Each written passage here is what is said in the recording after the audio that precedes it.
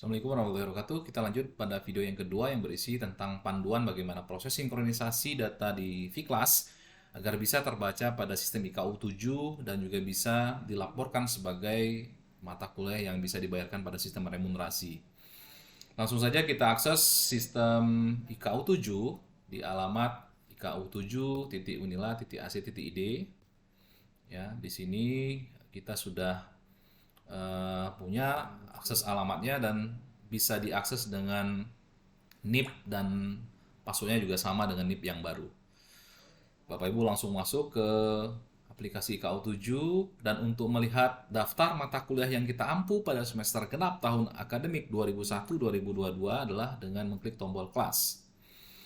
Silakan Bapak Ibu klik tombol kelas, ya, ada beberapa detik waktu untuk memproses data kelas sesuai dengan jumlah kelas yang Bapak Ibu ampu. Nah, ini sudah muncul.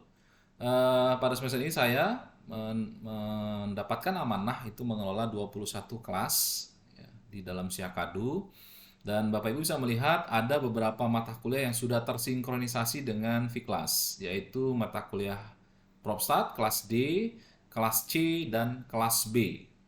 Ya, di sini sudah ada muncul VClass, ya, tombol VClass-nya artinya ini sudah tersinkronisasi dengan VClass. Nah, bagaimana dengan mata kuliah lain?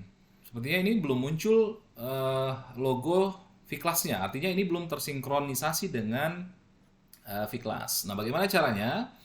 Kita pastikan bahwa kelas yang sudah kita buat pada sistem VClass sudah tersedia. Ya, kita buka terlebih dahulu VClass kita yang kita ampu pada semester ini. Kemudian pada tombol dashboard kita bisa melihat mata kuliah yang sudah dibuat. Nah, saya ada satu kelas lagi yang belum tersinkronisasi, yaitu kelas yang mengulang, ya, yang mengulang di semester genap ini.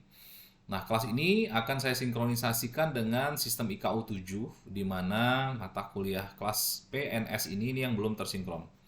Nah, caranya agar bisa tersinkronisasi adalah kita copy kode unik yang ada pada kolom ID kelas, di mana nomor ini adalah nomor unik yang dikeluarkan dari Siakadu. Nah, sehingga kita copy saja nomor Siakadu ini, kemudian kita akan paste ke dalam pengaturan course yang kita buat, ya, yang sudah kita kerjakan. Nah, pastikan memasukkan nomor course unik tadi dari Siakadu adalah pada bagian course ID number. Di sini, ya, course ID number, nomornya kita paste, kemudian kita klik tombol save and display, kita simpan. Nah, sampai sini ini sudah selesai.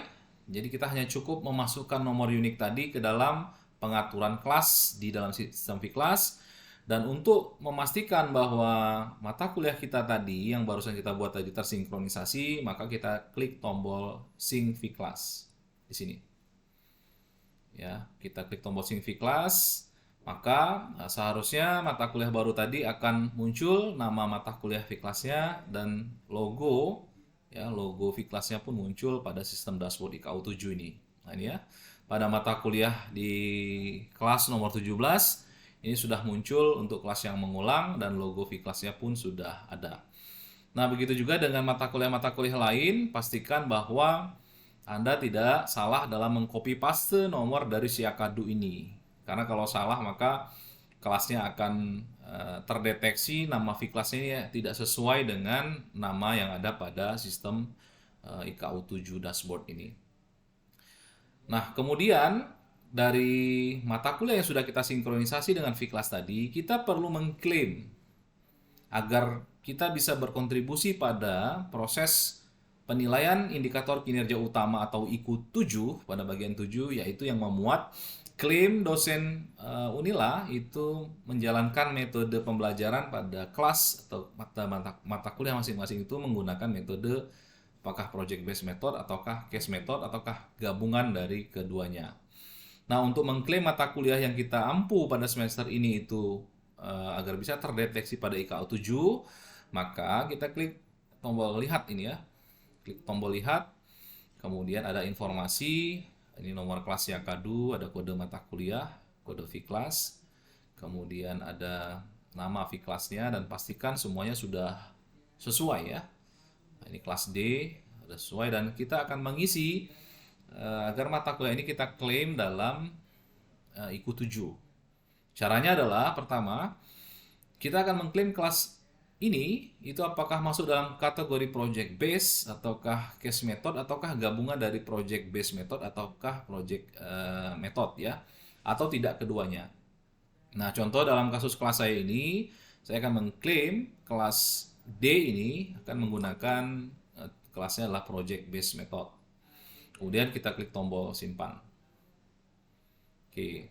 Nah, kemudian yang wajib juga kita siapkan adalah RPS-nya. Di mana untuk RPS, untuk nilai IQ yang bisa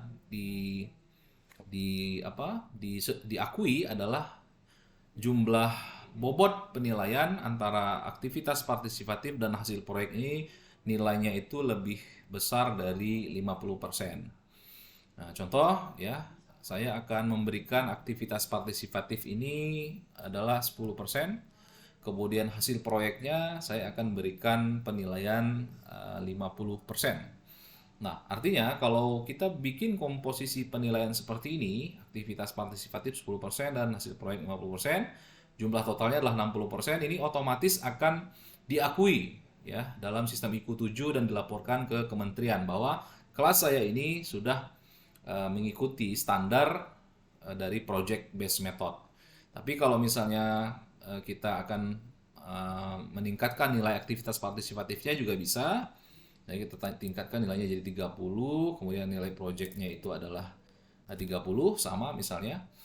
Nah, ini artinya sudah 60%, ini pun juga bisa diakui dalam IKU 7 ya. Tapi karena saya menggunakan project base, maka saya akan menilai komposisi hasil tugas project dari mahasiswa adalah lebih besar ya. Nah, ini misalnya 20%. Kemudian otomatis komposisi yang lain itu adalah 40% ya. Misalnya tugasnya 10%, kuisnya 10%, kemudian UTS 10%, dan ujian akhirnya adalah 10%. Nah, kemudian Bapak Ibu bisa mengisi deskripsi aktivitas partisipatifnya seperti apa dalam bahasa Inggris atau bahasa Indonesia.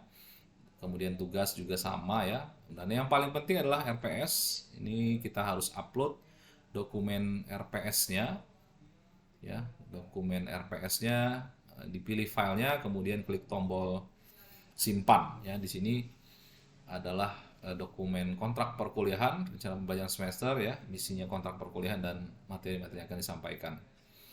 Kemudian di masing-masing pertemuan, sebanyak 16 kali pertemuan, kita bisa menentukan pada pertemuan pertama ini apakah tidak keduanya ataukah tidak keduanya. Kemudian proyeknya mulai dari pertemuan ketiga, keempat, kelima, keenam. Kemudian di pertemuan ketujuh misalnya menggunakan case method sampai dengan pertemuan 9 ya. Kemudian pertemuan ke-11 bisa kita isi dengan project based method.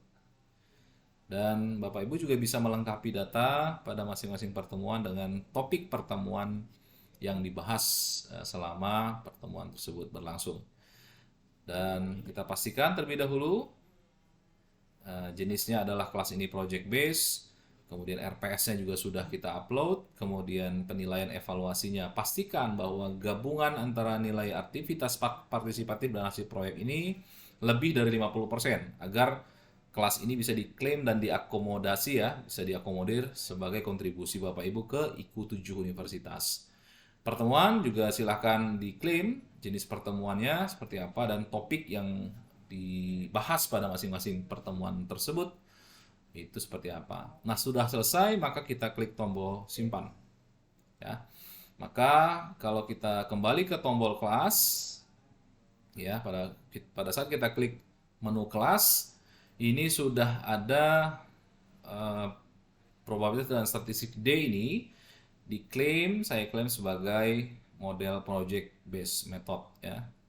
Nah, artinya di sini masing-masing mata kuliah silahkan Bapak Ibu klaim apakah menggunakan project based atau gabungan ataukah case method, yang masing-masing pemilihan tipe ini tentu saja akan berkontribusi terhadap rekapitulasi final data yang akan dikirimkan ke kementerian.